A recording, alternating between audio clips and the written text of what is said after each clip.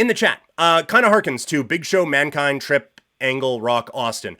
Build each other so the main event over the next decade is taken care of. It really is. And I think that's an excellent comparison, right? Because you look at that time and you go back and you just like look at all the stuff they have on the network, and there's a couple of those guys always on the poster, right? And there you can just cycle through that main event, and it is kind of the same guys, and there is kind of an overall thing tying it all together, but it never felt boring, and it never felt like it was, oh, it's another thing with this, oh, another Austin run-in, huh? You never felt like that, and I feel like they're starting to build that. They also had it with the SmackDown 6 in the early era of the brand split. Not to that extent, certainly. And yeah, Taker, Kane in there as well. And then you could use those guys to build up other ones, right? Like, initially, it's kind of just like Austin, right? Austin and Taker, we'll say. But then you can spin Rock into that. Well, he's also had a feud with Triple H, and that's gone really well, so that elevates him into it. And now Triple H and Mankind have this thing, so Triple H is bringing Mankind into it. And Undertaker is being just a dick to the Big Show, and now Big Show gets drawn into it. And then we get the two-man power trip. Doesn't work all that well, but we're bringing in Chris Jericho and Chris Benoit into this. And so you are able to build that main event picture, but then you have these core guys who are viewed as main eventers. Well, now they go off and they have a feud with another mid-carder. And now we've elevated that guy into this championship opportunity. And all of a sudden, you have built up a very, very strong main event picture. And it does kind of feel like they are doing that right now here with, like I said, with Seth, with Punk, with Drew, with Sammy, with Jey Uso, and I would say with Gunther. Gunther is kind of the king of the mountain right now, and there's only a little bit that they haven't been able to really loop him in with those guys, but he just feels like he is on his own thing, but you are kind of all wrestling and still having that end goal there at the end. But no, you're right. Like they did that for a bit, and then yeah, that SmackDown 6, Edge, Eddie, JBL, Benoit, Benoit, Batista, Ray, and Cena. They haven't done that for a while, and that ended up being the problem. Is that they locked in on Cena, and then it was just, we went back to old Hulk Hogan days, and it was a monster factory. So here comes Ryback, here comes this guy, here comes that guy, here comes this guy. And instead of building up this thing, it's just Cena's beating everyone. And you do need to have, like, I do think you need to have someone who stands above the rest as a special performer, right? And on SmackDown right now, like, it's Cody, and one of the things I think that has hindered things a little bit is that no one feels like a viable threat to Cody Rhodes right now. But you look at how they have been able to do that, and I think what they're doing with that is more on the bloodline area, right? And that is kind of the overall thing that has tied all these things together, and maybe is the final, I guess, web that pieces it all together. Is it started with one hot story, and it was the bloodline. And it was Roman, who is over like Grover, and he is beating the hell out of his cousins, and now they are along for the ride with him, and it's the bloodline. And then after that, we pluck a Sami Zayn, and all of a sudden, Sami Zayn is a main eventer. Well, now we got a feud with some people, and we've built up now Solo as this next kind of badass guy. And maybe that hasn't clicked all that well, but he has brought in some people now, and now they have brought in all of these different things, and it has kind of spiraled off. And now you have Cody, who, it hasn't been the most threatening, but I do think that Kevin Owens has done an amazing job, like you said, Crash, of being this dastardly heel. And I said on the show yesterday, it almost feels like he's taken for granted, because he could lose his next 100 matches and still be entertaining and still be believable because of the style that he produces. But they have built him up in such a strong way. And now Randy Orton is tied to it in this way. But you can also then splinter off Randy to they did that with Randy and KO against the Tongas, right? Jacob Fatu can come in here and fight any of these guys, and it feels right. So they've kind of done it on both shows, where there has been this spider web that has just continued to grow, and it's kind of bringing in a lot of different people into the main event picture.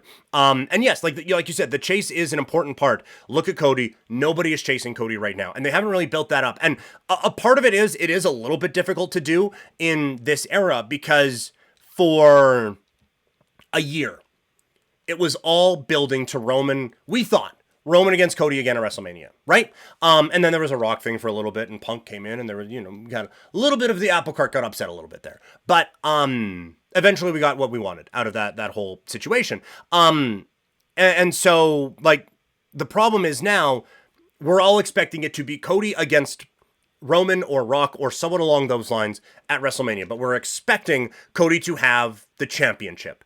And so they've done a really good job of having WrestleMania be kind of the series finale or the season finale, right? And that's the thing where all the big stuff culminates at. The problem is now no one takes any title match seriously away from WrestleMania, because like, well, the only way Cody can lose is at WrestleMania, right? And what's always the big thing when you have a young up-and-comer? Oh, well, you know what? Have him win the championship at WrestleMania and he's made. Have that guy. The only way you can possibly lose a long title run is to do it at WrestleMania. And so I think they've done a good job of that, of creating a main event picture and establishing WrestleMania as the thing where big things happen.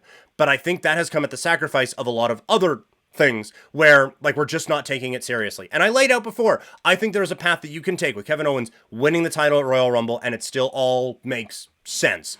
And I think they need to do that, not just hot shot a title change just to do it, but I do think that you need to at least establish that big things can happen on other events, and at other places, so that we don't just wait for WrestleMania for big things to happen and have all of that kind of go down. Also from Crash here in the chat, Owens is the best overall character over the past decade. He hasn't had to reinvent himself. He's the Stone Cold Steve Austin of the newer generation. He doesn't change per se.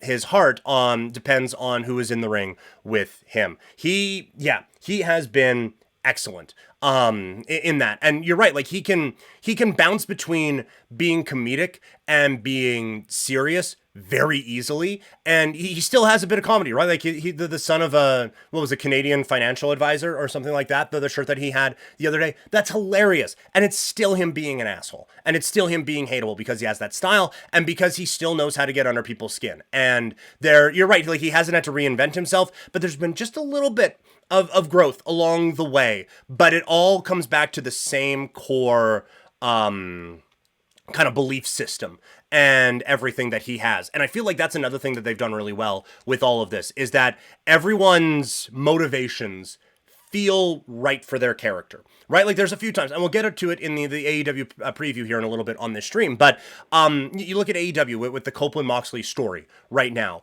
that has it's a couple of fun performers and they're very good at promos and whatever, but the whole story was the Death Riders are taking over AEW. And so Edge is running in to save the day. Like what is the motivation there, and why is it consistent with him? And that changes a lot in things. And so I think one thing that has allowed WWE to feel like a bit more of a legitimate television show right now is that everyone's motivations have stayed the same. Roman Reigns, the overall character of him, it was this whole thing about he's been betrayed in the worst way you could be in a wrestling sense, by his brother, who hits him with a chair and goes over to it's not the corporation. Why am I blanking on this? The Authority, that's who it was. And he goes over and he joins the group that he was fighting against. And it was this brotherhood that he thought would be forever. And so that has become his core personality. And now it has turned into, well, he has trust issues, and so he feels like he has to bully everyone into trusting him.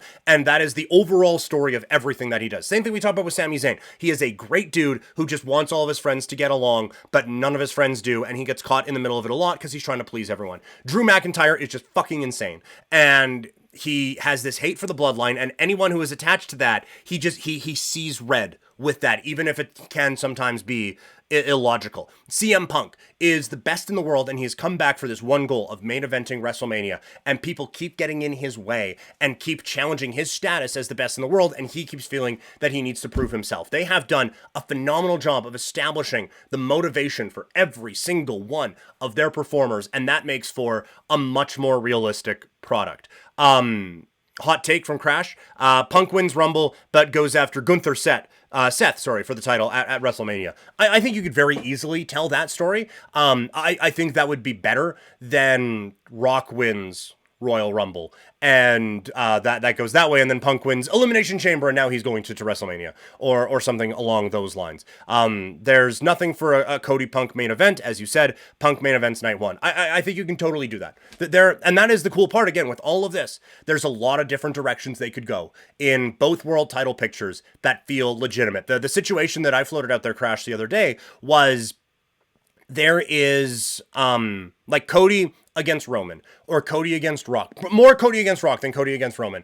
That doesn't need the championship, necessarily. I think you can still tell a pretty complete story with Cody against Rock at WrestleMania if the WWE Championship is not involved. You can do the People's Championship thing and all of that. With Roman, the more I've thought about it, the more I think you do need the championship for him, because he just doesn't, like, he needs that to be the champion again.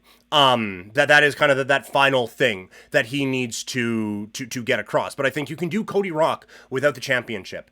And so why not have Kevin Owens win the ladder match at Rumble, and then, like you said, Sami Zayn wins, and now he gets his shot at the title, but it has to be against his best friend. And it has to be, it's this last thing that these two have to do together, and they battle their way to a championship bout at WrestleMania. And I think you can still have all those pieces in place. You can still do Rock against Cody. You can still do then CM Punk against Roman. It does kind of leave Seth a little bit out, but you can have him, Seth against Gunther for the title at WrestleMania. You can just do that, and it would be awesome, right?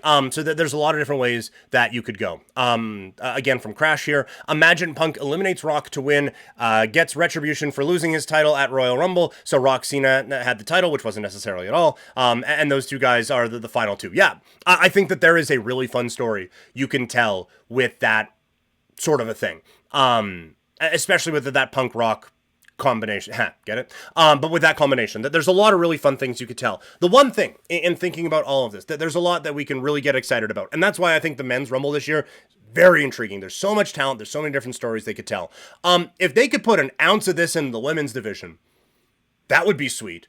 Because right now, it's just Tiffy Time catchphrase a billion times in a row. Rhea Ripley feuding with the same two people for forever. Bayley moves over to Raw to get a fresh start and faces the same person she just wrestled on SmackDown. And there's no one to challenge for either of these championships that feel legitimate. And yeah, Charlotte and Becky are coming back, but this whole story and bringing other people in, it hasn't happened to the same success on the women's side. I think they tried it a little bit with Tiffy and with Tiffany and Nia Jax, and then Nia brings in Candice LeRae, but that just felt so out of left field. And I understand the Sammy one did too, but then we got months of amazing character work to tie that all together. This is just, Candice LeRae is there so that there can be tag matches and she can get pinned a lot. That's it. And so I do wish that a lot of this storytelling brain power can work its way into the women's side as well, because it has been not awesome there so far. So gigantic wrestling interlude there. That was a whole lot of fun.